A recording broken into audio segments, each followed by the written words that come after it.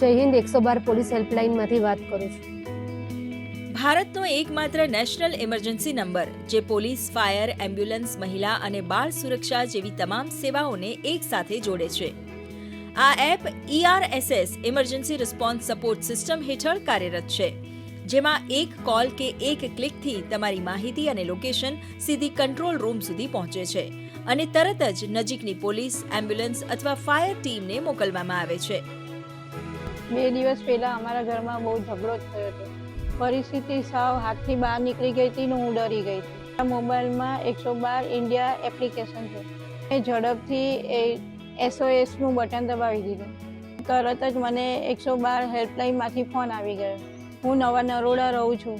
1 જ મિનિટની અંદર મારા ઘરે 112ની ટીમ આવી ગઈ અને પરિસ્થિતિ સંભાળી લીધી હતી અને હવે સમસ્યાનું સમાધાન થઈ ગયું.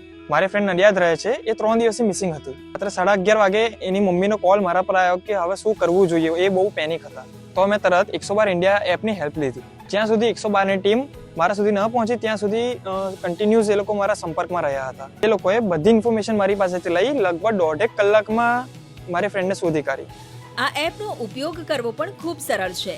સૌથી પહેલા પ્લે સ્ટોર કે એપ સ્ટોર પરથી 112 ઇન્ડિયા એપ ડાઉનલોડ કરો. પછી મોબાઈલ નંબરથી રજિસ્ટ્રેશન કરો. તમારી પ્રોફાઇલમાં નામ, સરનામું અને ઇમરજન્સી કોન્ટેક્ટ ઉમેરો.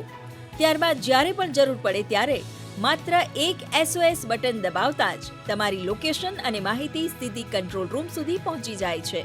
આ ઉપરાંત પાવર બટનને વારંવાર દબાવીને પણ SOS ટ્રિગર કરી શકાય છે. ફોનને હલાવવાથી એટલે કે શેક ફીચરથી પણ એલર્ટ મોકલી શકાય છે. ખાસ કરીને મહિલાઓ માટે શાઉટ ફીચર જે તાત્કાલિક આસપાસના વોલેન્ટિયર્સને એલર્ટ કરે છે અને મદદ આવતા સુધી તમારી લોકેશન રિયલ ટાઈમ ટ્રેક કરવામાં આવે છે. રાતના સમયે એક અકસ્માત થયેલો હતો. ટ્રેલર દ્વારા ઝાડ સાથે અથડાવાથી ઝાડ પણ પડી ગયું હતું ને ઇલેક્ટ્રિક પોલ પણ પડી ગયો હતો. તેની અંદર એક રિક્ષા ફસાયેલી હતી. જેની બચાવ કામગીરી કરવા માટે મેં 112ની એપ્લિકેશનનો SOS બટન દબાવીને તાત્કાલિક હેલ્પ માંગી હતી અને ગણતરીની મિનિટોની અંદર 3 એજન્સીની જે સર્વિસ હતી, મેડિકલ, પોલીસ ને ફાયર, એ 3 એજન્સી ત્યાં પહોંચી ગઈ હતી. એક બટન અને મદદ તમારા સુધી. આ એપ માત્ર ટેકનોલોજી નથી પણ વિશ્વાસ છે, સુરક્ષાનો અહેસાસ છે. ખાસ કરીને મહિલાઓ, બાળકો અને વડીલો માટે આ એપ એક સુરક્ષિત સાથી બની રહી છે. ડર નહીં, હવે સુરક્ષા તમારા હાથમાં છે.